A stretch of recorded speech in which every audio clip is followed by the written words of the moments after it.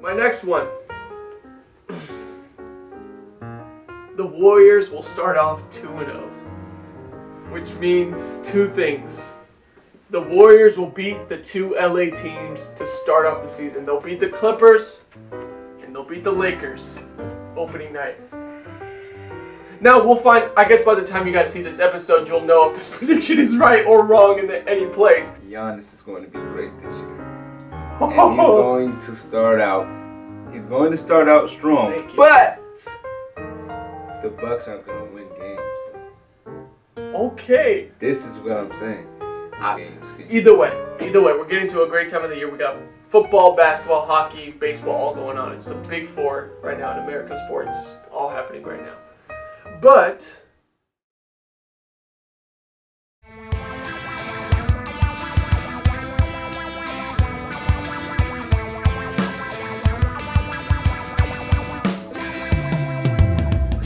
let's switch it back to football, right? And actually, a fairly entertaining Week 6. It wasn't as entertaining as it could have been, though. Actually, I would say it's much more entertaining than I thought it was going to be. I thought there's a couple games on here. Here's the thing. Surprises for me are always cool. I like surprises with teams. So, yes, some games that were considered game of the weeks ended up being like, a little out of hand for one team. But I kind of like that. That surprises you. It catches you off guard. It shows you a lot, right? So let's start off with the big one. The Chargers went into Baltimore and got absolutely obliterated by Lamar Jackson and the Ravens. Okay, well, actually, I want you to start this off because you have MVP candidate that played in this game. Okay. Yes, you could look at the stat sheet and say 19 of 27, 167 yards passing, a touchdown to 2 interceptions for Lamar Jackson. Right? You could say, ooh. No, he was playing great. He was moving that offense down the field. One of those interceptions was from a tip anyways. I still believe there's some of that, in a sense, that shouldn't be fully on the quarterback or called an interception if it goes to a receiver's hands and tips up to him. There was a bad interception. But still, Lamar Jackson is the engine that makes this team run. Mm-hmm. He is the main piece. And it's not just how he plays. It's how he motivates his team. Because when you have a guy like Lamar Jackson there at quarterback, the team is like, oh yeah, no, we can win with this guy. Yeah. So the team in its entirety plays with confidence, which is what we saw. Defensively, Marlon Humphrey woke up. Marlon Humphrey looking like... He locked down Mike Williams. He didn't locked him down. Well, they locked down the Chargers as a whole because now Justin Herbert... That's who I was... Which is surprising. Oh, that's who you wanted. That's who I was talking about. Well... I wasn't talking about Lamar Jackson. One of my other MVP candidates who went Justin Herbert went 22 of 39, 195 yards passing, 1 touchdown to 1 interception. And wait, did that come when the game was over? Or? No, it came at right before the end of the second half.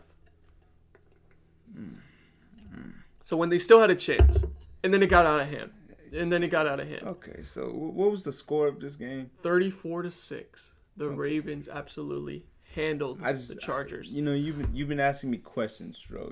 Go ahead. I just gotta ask you this question: Mm-hmm.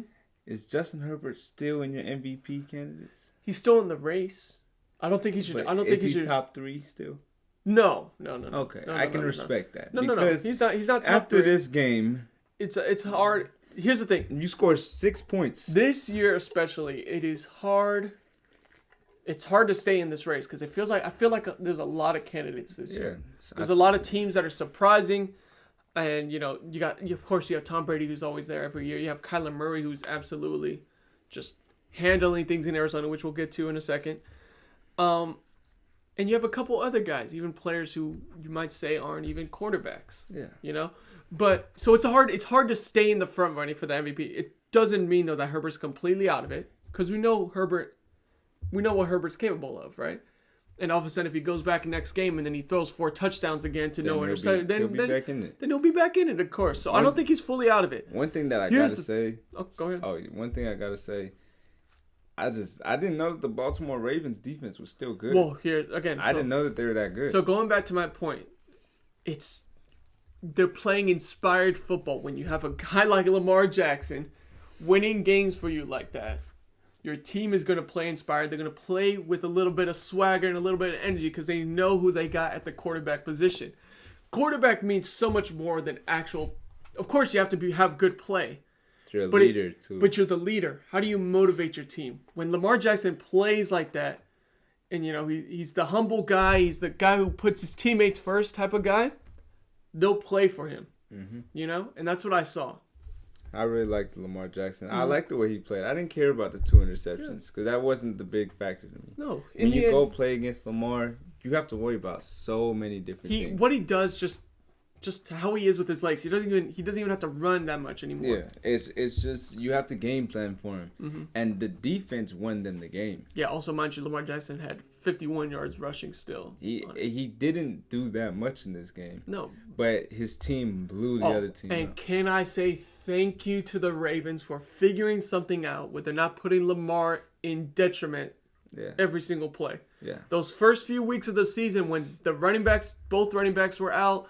And it looked a little concerning for the Ravens offense. The O-line was a little banged up. They over-relied on Lamar. And then you kept hearing he has a little hip soreness this week. He's got a bit of a hamstring tightness. Yeah. And then you knew at some point if it kept going like this, Lamar Jackson the wheels were going to fall off. His career was going to be over. The wheels were going to fall off for Lamar a little bit if they kept overusing him. Thank God they seemed to figure out a game plan. They also seem to trust him more as a passer, which they should. Because Lamar Jackson is a great passer. I hate the narrative. I hate the narrative that he's a running back. I mean, he's just a one-time generation talent. Yeah, you're not going to get a talent like him ever, in 10 years. Probably. He's going to be... Oh, he did break we have to talk about that. Oh. Lamar Jackson broke a record for the most wins before the age of 25. That doesn't just happen. When I seen that stat, I was like, whoa. He's beat Patrick Mahomes? Yeah, because then you got other young quarterbacks who... I would never assume that he has more wins than Patrick Mahomes before that age. More wins than Tom Brady before that age. Yeah. And it's just like, wow. Well, remember, he knows how to win. He's a winner. He's a winner because here's the one thing. So when Lamar Jackson came in his rookie year, the Ravens, I think, were broke. I think they had 5 losses to 4 wins. And then Lamar Jackson comes in, and then they end 10-6 and win the division. So he only lost 1 game that year. Then he goes in the next year and goes 14-2 in his MVP season. Then he comes in the next year and goes 11-5. He doesn't take too many losses. No, he doesn't. He's a winner. He is a winner. He will get your team wins. And, if the game is tight, you can put the ball in his hands and that he can win you that game. Yeah, so I think that Lamar, he definitely stayed as an MVP candidate. Justin Herbert, you got to show up, buddy. That ain't going to do it around here. Well, it's going to be hard to keep up when you got performances like that. Next game, we talked about a second. Kyler Murray just decimated. So, first of all, here's a couple things. Cleveland's defense, this is now the defense has been hyped up. This is the second week in a row now where this Cleveland defense has allowed over 30 points. Kyler Murray went 20 of 30 passing, great percentage, 229 yards passing, and 4 passing touchdowns. I think it's just lightweight for him. He's not really trying. Also, much. I gotta say, Cliff Kingsbury was not coaching that game. He had COVID, and they still performed great. Which goes to my other thing. Cliff Kingsbury is not the reason why this Cardinals team is winning. The Cardinals are winning. Talent. They're winning because of who they have at quarterback and the talent they got offensively and defensively. I've been saying, if this Cardinal team falls off, I know who's going to be to blame. If this team falls off, it's Cliff Kingsbury. It would be the only. They have the talent for it. They have the talent. They should. There's no reason why they shouldn't be in command of the 1 seed throughout the entire year. I have 2 things I took from this game. First off, Baker Mayfield is the most average quarterback I've ever seen in my entire life. I knew this was going to come.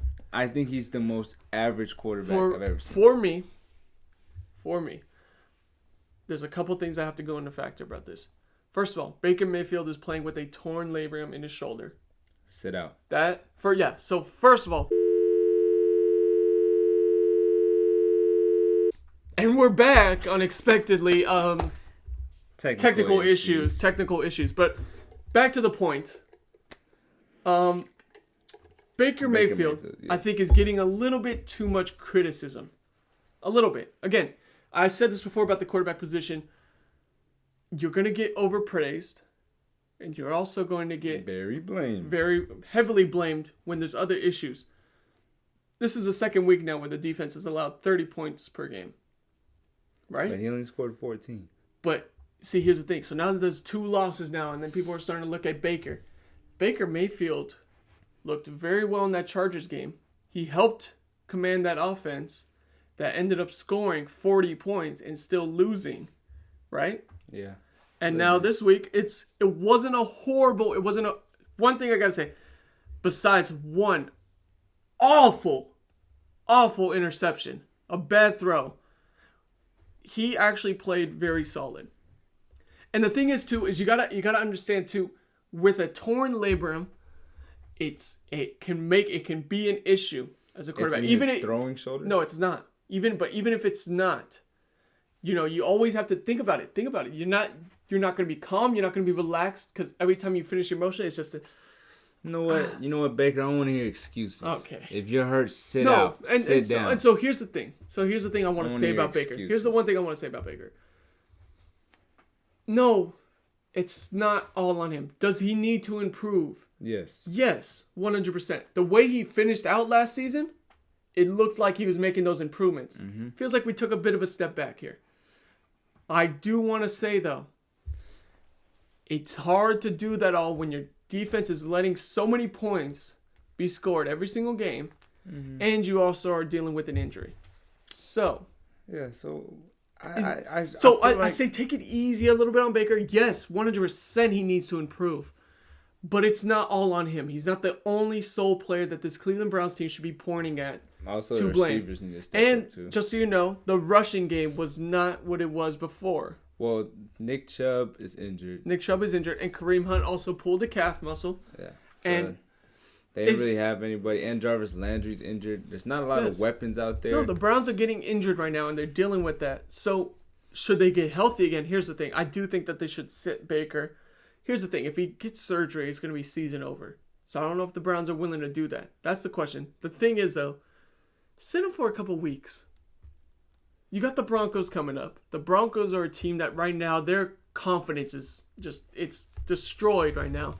They went from 3-0 to 3-3. That hurts a team's confidence. Had confidence in the first place. That hurts a team. And, you know it's a team that if you're led by Case Keenum, you could probably win this game. You're the favorites to still win it. Yeah, I think Case Keenum can ride you through for a couple games as Baker tries to heal that shoulder. And then you go in the offseason getting surgery. Yeah. You can't see. One thing I do like about Baker is his toughness, but sometimes that could be at a detriment. Yeah, don't force it. If you're not gonna play at your highest level, don't do it. Yeah. It's just not worth it. Yeah. I guess, and then the other note, Kyler Murray again, still an MVP favorite. It's just a repeating thing. There's not really. Yes. It's nothing new. Yes. So anyone who tried to be in denial about Kyler Murray being legit is just he's legit. Come on, he's legit, and this Cardinals team is legit. I love the pass rush. J.J. Watt may not still on the. Chandler Jones isn't even playing. Yes, but J.J. Watt may not show on the stats, but what he's doing impacting the run game and pressures is huge. And that Cardinals defense as a whole, just Buda Baker at the safety spot, Isaiah Simmons at the linebacker spot. Remember, he was the big pickup last year. He's an over 6 foot linebacker, way over 6 feet, and he's fast. Dangerous weapon in the passing game and running game. Yeah. So I think the Cardinals are not something that was just a fluke. No, it's not a fluke. They're legit. They're 100% legit. It's because of what they got offensively and defensively. They're going to be 9-1. Well, Travis said 9-1. And also, I got to give credit to Travis's prediction again. He did have the Cardinals as the 2 seed, which I thought was extremely bold. But right now, even that might be so far, it looks like an understatement right now. But we'll see. Next game, Raiders versus the Broncos. Oh, yeah, baby! The Raiders came back after an interesting week. Guys, stop trying to say that we're homophobic. We're not homophobic, okay? He's out of here. Forget about Gruden. Okay, I don't know who Gruden is. Who's John? Who would name their kid John, okay? Sorry to all the Johns out there. We don't know who Gruden is. Now, let me just tell you about Richard Bisaccia. Okay? He's been in the league for a long time. He has a lot of knowledge. He came and got the team ready. One thing that I know about the Raiders, and we all can see this, when they lose, you know that we're going to lose from the first quarter. Yeah. When we win, you know we're going to win from the first quarter. So, in this game, came out, opening drive, touchdown. Henry Ruggs. I already told you guys, he's not a bust anymore. I'm very happy. Now, we didn't have a wasted pick. Kenyon Drake, be on the lookout for him. He might be utilized in the right ways now because John Gruden isn't calling the plays. Yep. Greg Olson's calling the plays, and he might use Kenyon Drake a little more. Mm-hmm. Last thing that we got to say, and I know Dro's not going to like this. Guess who the number one defensive end is according to PFF grades? Now has 5 sacks on the season, is leading the league in pressures, and is also leading the league in QB hits. Max Crosby. Mad Max Crosby. Oh, yeah. Well, let me tell you guys a little something. People thought I was crazy. You thought I was crazy when I said that. He's not that far from Nick Bosa. Nick Bosa had a solid season so far, right? Solid. I don't think he's on this level this year. He hasn't shown it yet. Again, at least. I just gotta say, so the amount of double teams that Crosby would get compared to Bosa, though, is much different. In the end, because here's the thing, I do think Crosby has actually been underrated throughout his entire career. But it's underrated is the key point there, because Crosby has not had his name out there yet. So it's not like teams go out and say, okay, Crosby, we got to set up a game plan for him to make sure he doesn't get there. And it will change. So let's see how it changes when he gets that. Yeah. But guys like Bosa, Myles Garrett, even, I still wouldn't put him over there. I still wouldn't put it over them because of the amount of attention that they draw and how much they help the rest of the D-line. The difference that they make is because I see the Niners' difference with Nick Bosa in there versus when he's not in there. Our defensive line is very strong when Bosa is in there. When it's not, it's just average to maybe even below average. Because Bosa helps out guys like Armstead. He helps out guys like Kinlaw and D Ford. Bosa brings in that attention on many passing downs. I'm just let it be known. So here's the thing. Full credit to Max Crosby. He is playing amazing, and he's proven me wrong for sure. I just want to see him when he starts getting the attention like a star defensive player should. And I think he's going to prevail through it as well. And we'll see. And we also have other dogs on the defense now, too. Nate Hobbs, you've seen him. He was trying to play great. Our first-round pick. Mm-hmm. Well, he should have been a first-round pick. Trayvon Merrick. He got him a little interception. We got a lot of players on this defense, and we're not a bad defense anymore. So we're definitely going to win a lot more games as long as Derek Carr can play like this. Credit to the Raiders for actually coming out focused, too. Yeah. You know, it could be hard to do that after a week like what just happened. The Broncos, too. Just got to mention. Wow, it got rough for Denver there. Starting off 3-0, it's now going 0-3, and it's the defense that has disappointed me the most. Mm-hmm. Patrick Surtain didn't really do anything. Justin Simmons didn't really do anything. Bradley Chubb, Von Miller. Miller was quiet against our terrible right tackle. Yeah. So maybe he ain't so terrible anymore. Maybe John Gruden was holding him back. I don't know what happened. But here's the one thing I do say. I do think the play calling has improved that John Gruden is now gone. I don't know what happened, but I didn't see no Von Miller. Remember, John Gruden was not a winning coach when you guys got rid of him. He never had he was never a winner. Yeah. He only won the Super Bowl because he had an amazing team. Well, here's the one thing I got to say against that, too, is the Raiders got to the Super Bowl because they were using Gruden's system the entire time to get to that Super Bowl against Tampa Bay. And that's why Tampa Bay then just exposed them because they were using this. For some reason, they decided to use the same exact offensive scheme as John Gruden. So when they met John Gruden in the Super Bowl, John Gruden, of course, is going to have a plan for his offensive scheme. Yeah. John Gruden definitely deserves credit early in his career, but in the second stint with the Raiders, I didn't see it. Nothing for us. I didn't see it. I think that Rich Bisaccia is going to be our coach for the rest of the season. After this season, he may still have a chance to keep it. But here's a scary thing. I always think interim head coaches. If a team does well when an interim head coach gets in, they're gonna get a lot of credit, and then they end up becoming the head coach at the end of the start of next year. And then when they have to bring in everything like their own staff and do the other things like that require. Then you start to realize, oh wait, no, maybe they're just more of a product of the situation in their team. Yeah. You know what I mean? So I don't jump the gun with the interim head coach either. Next game. The Dallas Cowboys. I just have to say, first of all, this team is fun. They're fun to watch. Yeah, they're fun to watch, man. You know, they're 5-1 right now. They beat a New England team that has actually improved greatly since. I like New England. I think that they're actually a solid team. I think they just had some tough losses as of recently, but they're actually still a tough team. One thing that I will say though, the Cowboys shouldn't have been this close to the Patriots though. It shouldn't have went to overtime. Here's the only thing I'm going to say. This is a Patriots team that almost beat Tampa Bay as well in New England. That game is, I can't really. I mean, that's a Bill Belichick and Tom Brady game. I feel like that's the hardest that Bill Belichick ever tried any game in his life. Okay, come on, no, he's had a couple Super Bowls now. But against Tom Brady, I think here's the thing though. I mean, in the end, you still need the players to execute that game plan. Also, New England's player, Judon's looking good in New England. Yeah, he's one of the top DNs in the league. Yes, and so New England, their defensive hiccups are starting to finally, Hightower and all those guys, they're finally starting to mesh together well, finally. And then offensively, Mac Jones is the best rookie quarterback in this draft class. He's so poised under pressure. He's calm under pressure.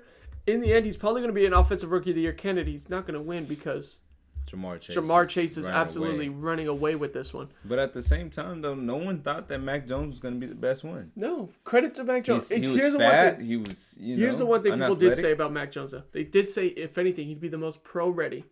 And in a system like New England where they got great O-line protection schemes, they make sure that their quarterback has time to throw. He's a good thrower of the football. And they gave him solid weapons. I'm most impressed with their two tight end set with Hunter Henry and Jonnu Smith, both at the tight end spots. And then you have a guy like Kendrick Bourne who actually looked pretty good. But Mac Jones is good at making the throws he needs to make. Yeah, one thing that I will say, though, is Mac Jones will never be an above-average quarterback. See, okay, yeah. So that's where I'm going to have to maybe agree with you. Is he's definitely going to be made by this New England system. Yeah, he's never he doesn't have. Let's just say this: of all of the quarterbacks in this draft, he is the most pro-ready, but he is the one with the least amount of upside, and I think I still have to agree with that. Yeah, because Justin Fields definitely has the most upside. Trey Lance, in my opinion, has the most upside because because I think Trey Lance is a project. He's definitely more of a project guy, but Trey Lance has more breakaway speed, stride for stride, that type of thing, in a straightaway. Within 10 yards. No. So there's a difference between getaway speed and quickness. Yeah. There's a difference. Trey Lance ain't really got quickness. He doesn't have quickness. He has Kaepernick type speed. Kaepernick and Russell Wilson are the two best comparisons I could do with that type of quarterback. Wilson, quick in the pocket, spin moves. He's able to bounce around and guys can't hit. He's not as fast as Kaepernick is straight away. No, and then Kaepernick straight away. Kaepernick gets in the open, he's gone. Same with Trey Lance here. And I think Trey Lance, too, with the arm strength that he has, bigger upside. But still, Justin Fields, big upside. Zach Wilson, despite actually he's looked better now recently, but still, people knew Wilson had bigger upside, and same with Trevor Lawrence, of course, the first pick. Oh, and also, he's still doing it, bro. Trayvon Diggs got another pick interception. 6, but he did give up a touchdown at the very end of the game. That is a summary of his season right there, in my opinion. I was like, right after he got the pick 6. I think that was Kendrick Bourne. That was Kendrick Bourne got that touchdown. I was like, Okay, so I pulled up this stat right now. I think it's a perfect summary of Diggs' season. Those two plays right there were a perfect example. He's great at breaking on the ball and being a ball hawk, being a former receiver too. I think he hit him with a double move too. Yes, but because he likes to break on the ball so much, he also gets beat sometimes. He has also allowed the most 20-plus yard completions this season at 8. So, yeah. No, okay. But here's the one thing I do want to say, too. Don't blow it out of proportion either. It's not like he's allowed... I don't think he has allowed a 100-yard receiving game over him, though, this season. No, like, at the end of the day, Trayvon Diggs is a guy. And I don't care if you give up a touchdown. If you score a touchdown for us, that's still better than... If he continues to keep changing possessions with interceptions like he is... That's all that matters. It's not all that matters, but it can definitely make up for it. And in the end, too, again, like I was going to say, so he has allowed the most 20-plus yard completions this season, but he hasn't allowed himself to get absolutely destroyed in a game. Like there hasn't been a 100-yard receiver, 100-plus yards just against him. If you go with the match, because here's people want to say Kadarius Toney absolutely handled Trayvon Diggs in that last game because Kadarius Toney had 150 yards receiving. A lot of those receiving yards were not on Trayvon Diggs. Of course, he did have a big play, like a 20-plus yard completion against Diggs. But besides that, it wasn't all the 150 yards against Diggs. It was definitely less than 100. So Diggs is he's still not getting absolutely destroyed. It's not like people want to say he's the Jameis Winston of quarterbacks. He's not. He's not Jameis Winston bad. He's not doing 3 touchdowns to 3 interceptions type thing. No, he's definitely like still. He has room to improve. That's what I'm trying to say, I think. At the end of the day, a dude that's going to get me the ball back, as long as you're not giving up a touchdown every single play, I don't care. Oh, yes. 100%. As long as you still lock up, you just got to lock up a little bit. I feel like people are trying to underrate how big a change of possession is in a game. Yeah, especially when you got a pick six that gave you the lead. That was a clutch play. What other corner is going to do that for you? And the thing is, too, is on that touchdown, had the safety played it better too. Yeah, it wouldn't. It might have been incomplete. Yeah, so we can't get on Diggs too much. Last thing as well, CeeDee Lamb, the guy that was cheating on his girlfriend and had to hide his phone. Okay. During the draft. But that guy is the wide receiver 1 in Dallas now. Amari Cooper. No. This is what I'm gonna say. Amari Cooper is the veteran, right? CeeDee Lamb is going to be better than Amari Cooper. And because of that, the Cowboys are utilizing him in that way. Who's DB1 still goes on which receiver? I would go on Amari Cooper. But. Stop right there. But. See how he... No, hold on. The main Stop. See how he said that without hesitation. Why? Because we know right now that Amari Cooper is still more dangerous than CeeDee Lamb at this point in his career. I can agree maybe if you think like CeeDee Lamb definitely has more upside to be better than Cooper was in his prime. He is going to be better in his prime. Cooper. But right now, when I have my DB1, who am I going to guard? I want my DB1 on Amari Cooper because I don't want Amari Cooper. Here's the thing, CeeDee Lamb still has the drops here and there, and he can still be inconsistent at times. Yeah, right? I understand that. I want my guy on Amari Cooper. I still think he's receiver 1. The reason why behind this is because if you put Jalen Ramsey on Amari Cooper, right? Mm-hmm. Who's guarding CeeDee Lamb? Darius Williams. So then, if that happens, I'm not looking at Amari Cooper. Mm-hmm. I'm going to look straight at CeeDee Lamb. If he ain't open, I'm taking the sack. No. But that's what's dangerous about this Cowboys team. They have a bunch of receivers, and on top of that, Amari Cooper and CeeDee Lamb are both wide receiver 1s, though. And then you don't even have Gallup's going to come back from IR at some point for the Cowboys, who's a 1,000-yard receiver. Dalton Schultz has become a good tight end. Dak Prescott is obviously so clearly now a top 10 quarterback. I don't know why anyone ever tried to question in the first place. He is showing everyone wrong. Especially people were concerned with the shoulder and then the coming off the leg injury. No. He is worth the money he is getting. He is legit. And what I'm most impressed about is this Dallas rushing duo.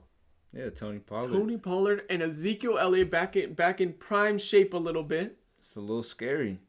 Because you going to guard the run? Well, then you got two receivers you got to guard. With an elite quarterback passing the ball. It's a scary offense. And they have a good O-line, and too. It's an opportunistic defense. You got Trayvon Diggs, who's, of course, getting all those interceptions. Micah Parsons. DeMonte KZ at safety. And then you also have Randy Gregory, who has, I think, about five. He's over 5 sacks. A great defensive end. Yes, he's picked up where DeMarcus Lawrence, being injured, has not been able, because Lawrence isn't there. Yeah. He's picked up Lawrence's absence. Now, I think the linebacker.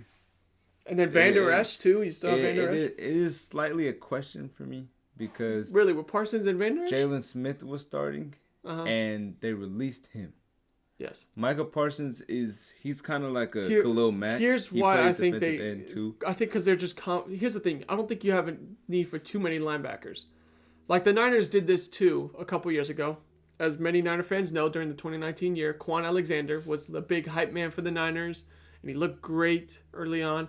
Then he got injured, and then Dre Greenlaw stepped up, and then we found out that we have a good rookie linebacker in Dre Greenlaw over here. You don't have a need for 3 linebackers really, because you're going to have your 2 inside middle linebackers, and then most of the time the other outside linebackers are usually coming off the edge. Yeah, so I mean it is possible that the Cowboys can be amazing defense. I think they like Van Der Esch as that run stopper.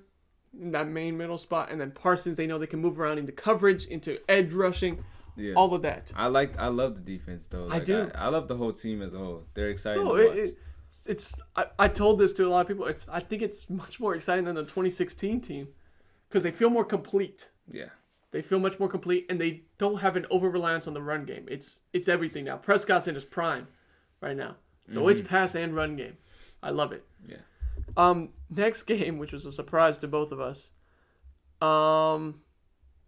Derrick Henry and the Tennessee Titans beat the Buffalo Bills at home. The Buffalo Bills were my number 1 team. The best team in the NFL, we both say. And the Titans were a mediocre team. We considered them.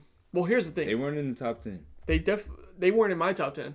They weren't in my top 10. The reason why is because my top 15. I think the defense was just before this game. I think the defense, and it's still actually there was still very. It's a mediocre defense. There was still moments here in this game where it was they really, still scored 30. Mm-hmm. Yes, 100%.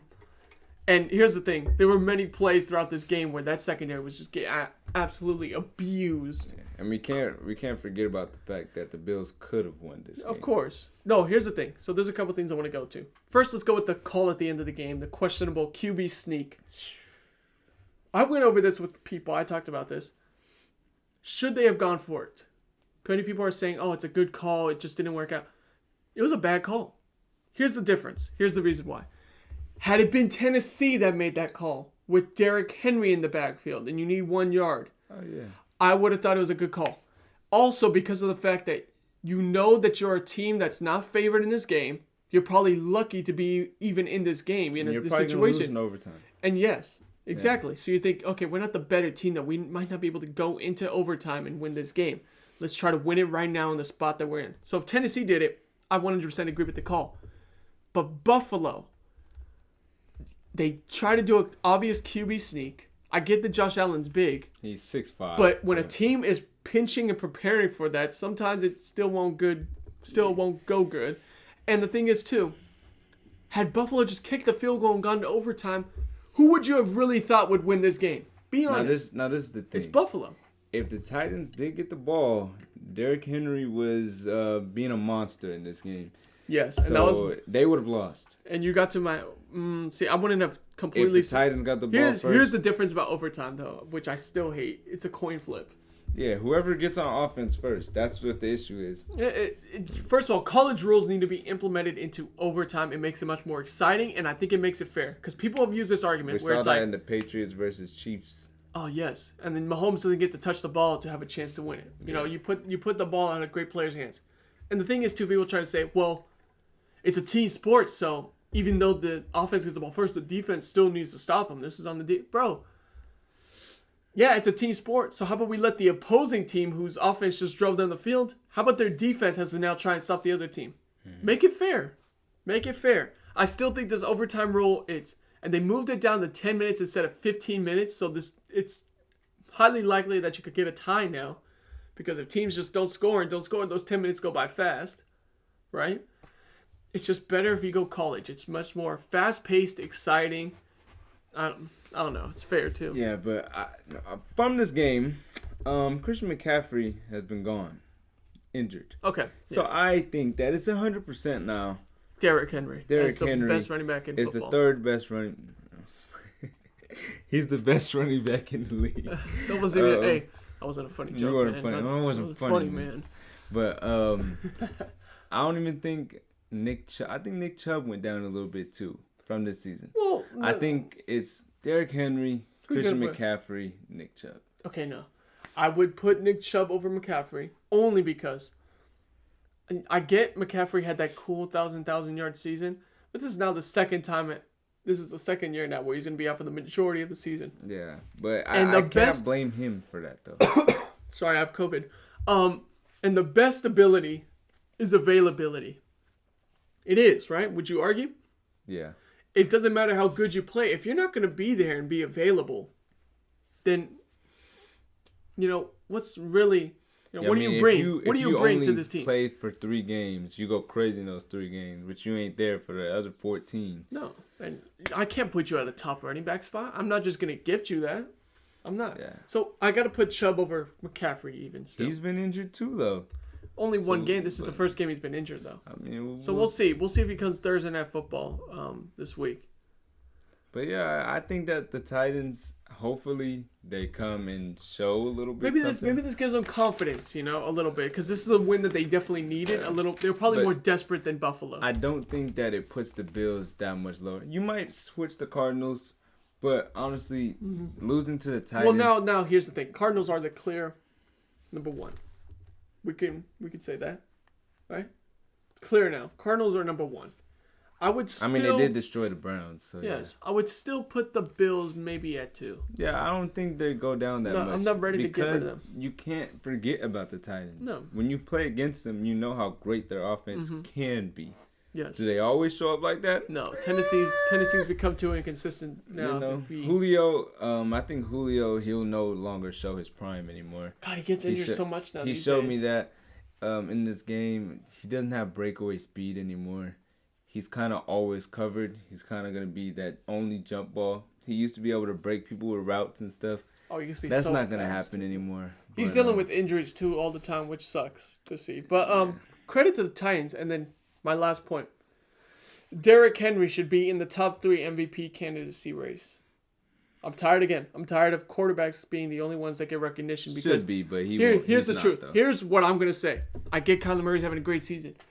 But if Derrick Henry rushes for another 2,000 yards and gets this Titans team, which we may consider worse than the past few, into the playoffs, solely because Derrick Henry is the main catalyst of this offense. Julio don't even do that much for this team. And A.J. Brown's injured all the time. Julio's injured all the time. So if Derrick Henry solely gets this team into the playoffs. It's him. That's the most valuable players. Lamar and Derrick Henry. It's them two. I get Kyler Murray's having a great statistical year, and he's actually looking great. It's not just statistics, but he is. What he does for the entire offense is great.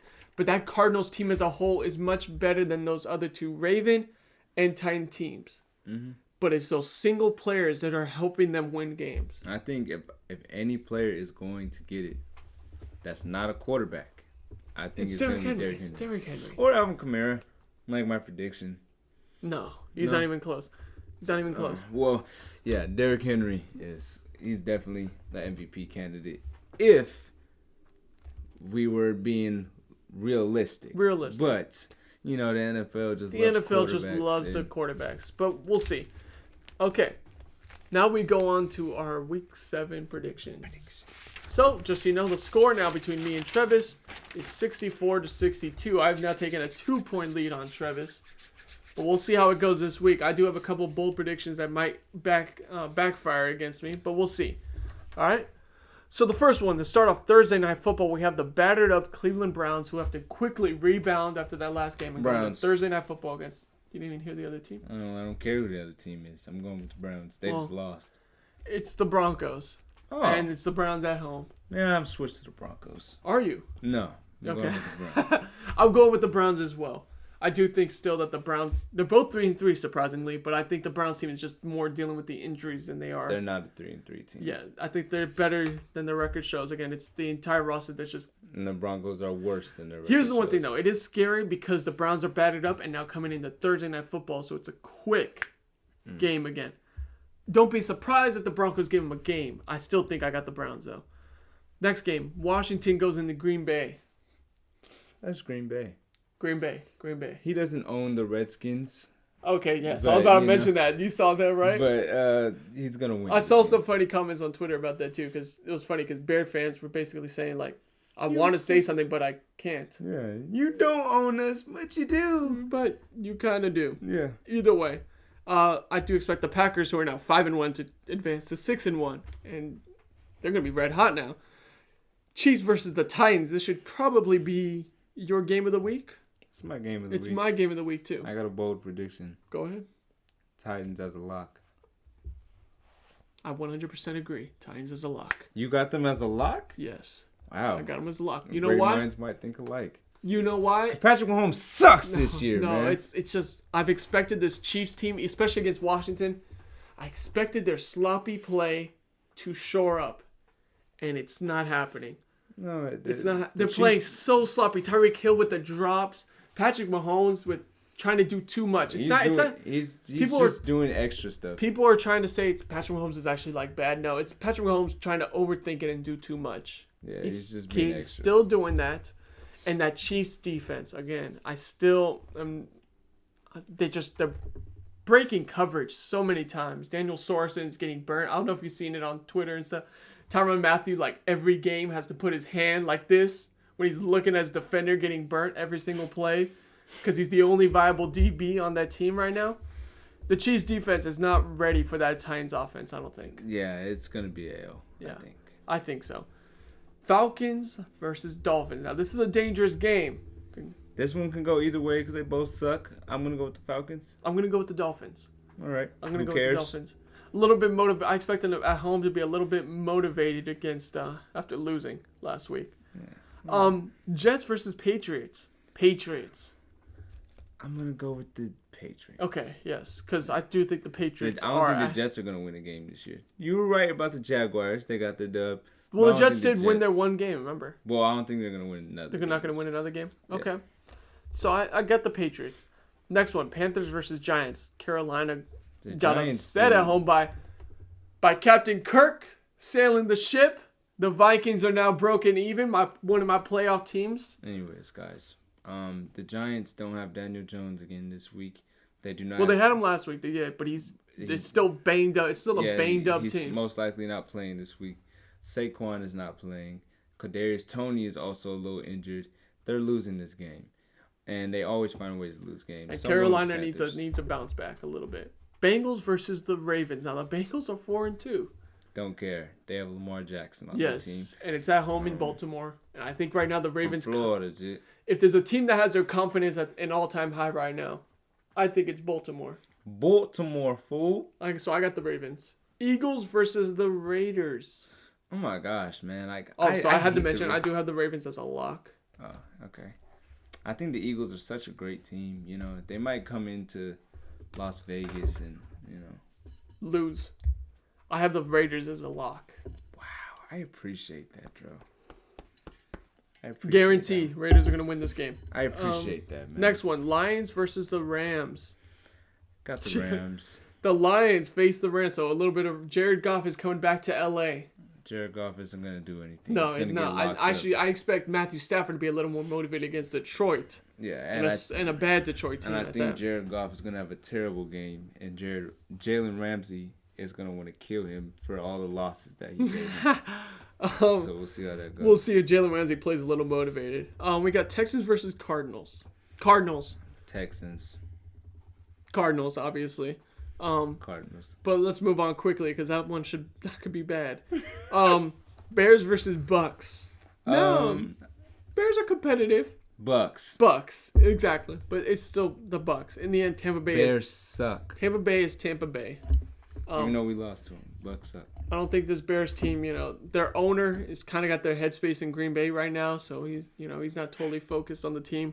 So I got the Bucks. I got the Bucks as a lock. Sunday Night Football. The 49ers are back, baby. We might start losing games again.